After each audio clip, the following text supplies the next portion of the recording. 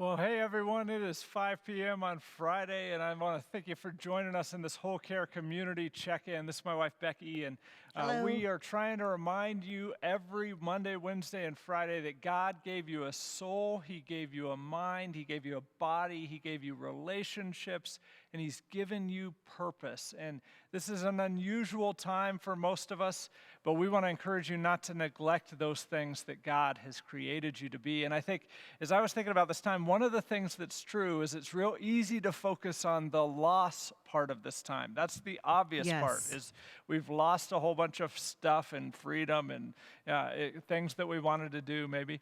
But there are some opportunities in this time, and I think part of what our voice to you is to seize on those opportunities. And I think one of the big opportunities is there is a gift of time.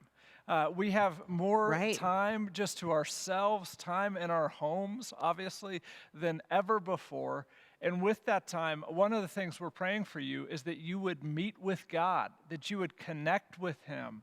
The psalm that always comes to my mind, it's one of my favorite psalms in the entire Bible, is Psalm 139. And I love how the psalmist writes this. He says, "O Lord, you have searched me and you know me. You know when I sit and when I rise. You perceive my thoughts from afar.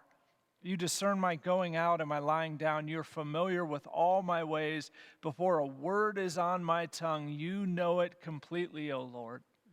And I love that truth because that is the reality that we have with God, is He knows us in a way that sometimes we don't even know ourselves. And the freedom and the ability to connect with Him is one of the most precious things we have. The psalmist ends with this.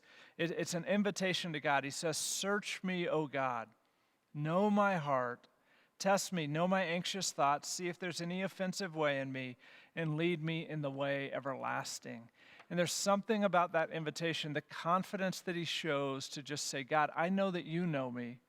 And so I want you to reveal to me where I'm at, what I need, who you've created me to be." And what we're praying for you is just that you'd have times where you're connecting with God on that level. And that actually is what I want to bring Becky into the conversation about. Becky is a life coach, and I have this problem. I experienced this week. I was talking to a friend, and he cares about me, and he just really wanted to know, "Hey, how are you doing?"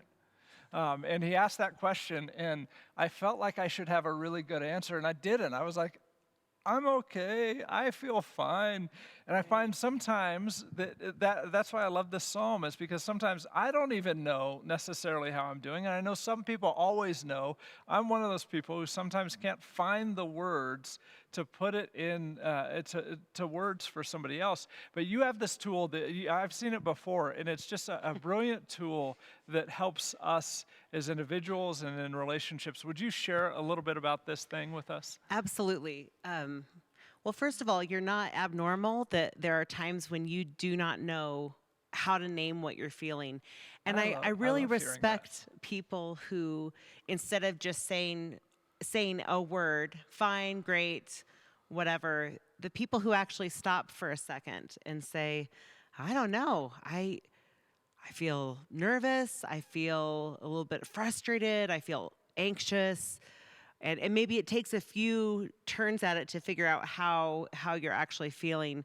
But man, our hope is only in the fact that God does understand what we're feeling more than we do, because our hearts can be a mess, right? And our minds can get jumbled up. And so this tool is basically a wheel of emotions. So some of us, if you notice, why are you It laughing? just sounds funny. A wheel of emotions. It's an emotional wheel. So the reason Jonathan said he had seen this before is because it was actually on our refrigerator for about 3 months. Yes, it was.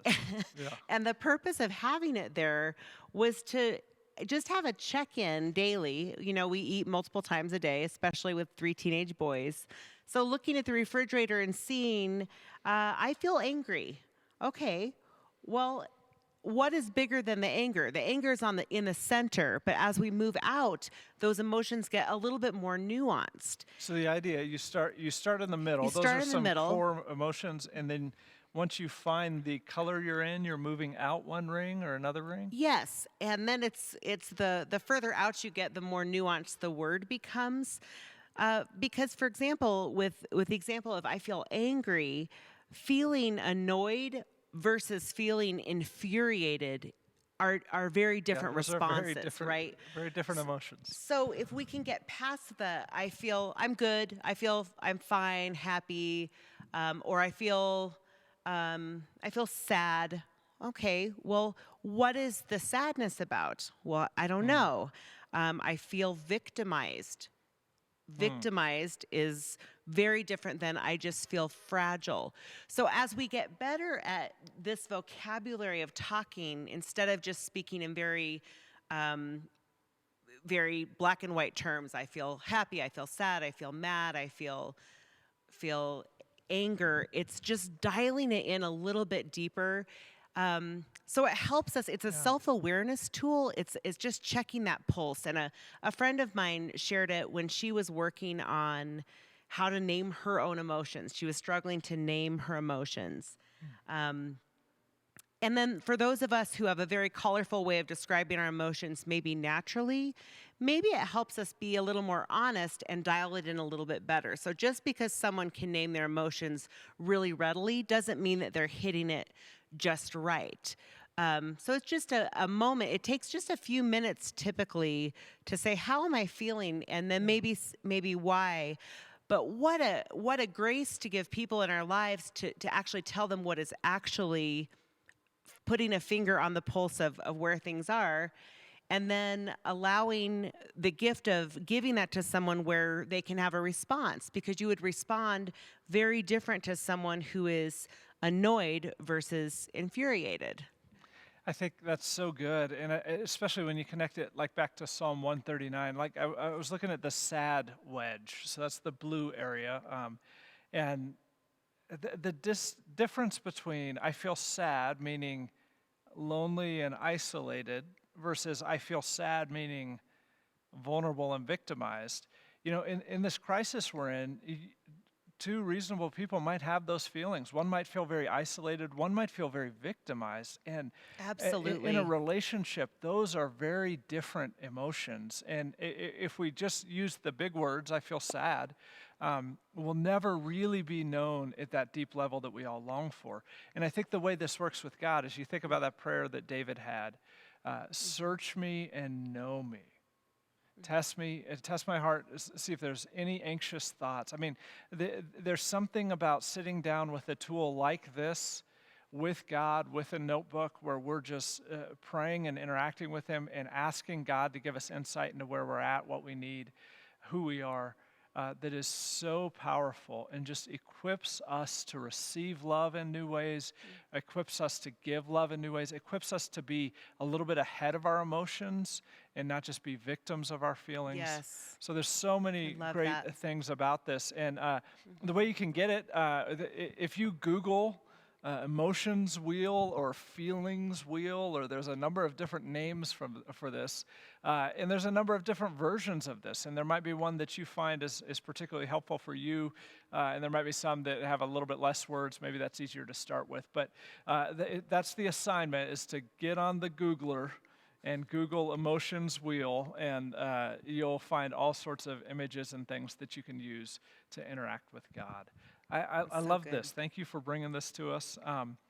Want to give you the recommendation for the day, and my love language is music recommendations. So every week I'm hitting you with a good one.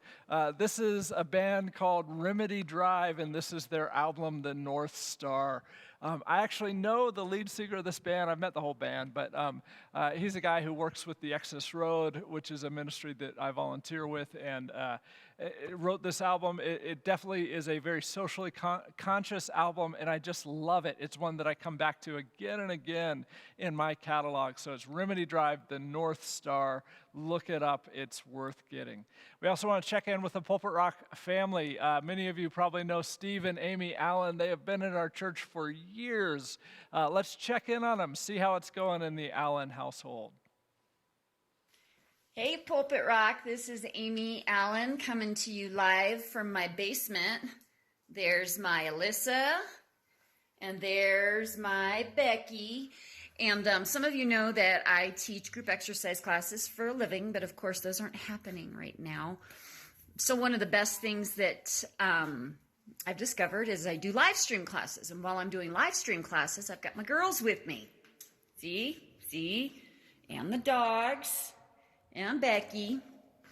But I just wanted to show you what I'm doing and encourage you if you're feeling really stressed, like we are, like a lot of people are. I've found that exercise helps your mind, body, and soul. So just something to do. I have to say that I've really enjoyed time with my girls while we're doing this. And then, take a couple of minutes with your kids. YouTube has lots of options, everything from kids workouts to adult workouts to older adult workouts. So if you're feeling a little blue, I hope that you'll get out there and move. And stay safe, stay well, and God bless, Pulpit Rock. Oh, man, it's good to see their faces. I miss those people. I miss all of you people. We really do. We really do. Becky, would you close us with a blessing over this community? I'd be glad to. And I just want us to focus this weekend on knowing God and loving Him and letting Him love us. And then also just as we know ourselves better and are able to speak for ourselves in this kind of language, how we're feeling, it helps us know and be known. And that's what it's all about, spiritually speaking, too, is knowing and being known. And so today, may the Lord bless you and keep you. May the Lord's face shine upon you, be gracious to you, and leave you peace now and forevermore. Amen. I want to remind you, we're going to be worshiping together this Sunday, 9 o'clock live, or you can watch it later in the day if you'd like to. I'm really excited. What we're going to be talking about is it's like the closing scene with the disciples, and it just it goes off the rails at one point. And so it's kind of a fun passage to study. So I'll see you there at the live worship on Sunday. In the meantime, there's all sorts of great resources online. You can give online. You can request prayer online. There's probably even other stuff that I'm forgetting right now. But the thing I'm not forgetting, and the thing I want to remind you the most about, is God created you to be a whole person. And no matter what the crisis, no matter what the circumstance, He is calling you to pursue everything He's created you to be. And that is our prayer for you. I'll see you soon. I love you people.